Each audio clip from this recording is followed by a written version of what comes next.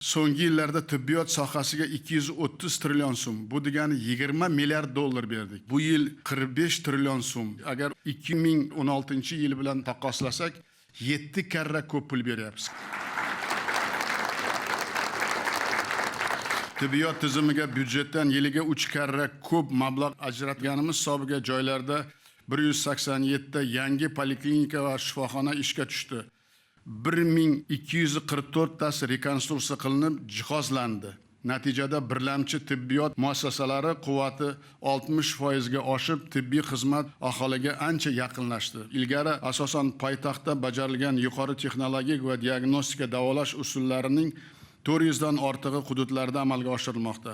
Misol uchun stentlash, endoprotez, yurak parogini yopadigan uskuna qo'yish kabi yuzlab murakkab amaliyotlar viloyat markazlariga kam invaziv operatsiyalar tuman darajasiga tushirildi. Birinchi marta 45 ta tumanda buyrak ko'chirib o'tkazish amaliyoti yo'lga qo'yilgani inson salomatligi yo'lidagi ishlarimizni yaqqol amaliy tasdiqidir. Tibbiyotdagi o'zgarishlarni qishloq va olis hududlarda yashayotgan millionlab odamlarimiz his etib boshladi. Xalqaro tashkilotlar, tahlil va reyting markazlari bizni e'tirof etyapti. Yurtimizda o'rtacha umr davomligi erkaklar o'rtasida 71 dan 73 yoshga, xotin-qizlar orasida esa 76 dan 77,5 yoshga uzaygani sizlar bilan erishgan eng katta maqsad muddaomiz mana shu. Albatta, mashaqqatli mehnat mahsuli bo'lgan bunday ezgu ishlarda 600 mingdan ziyod jonkuyar tibbiyot xodimlarining munosib hissasini e'tirof etib, har qancha rahmat aytsak arziydi.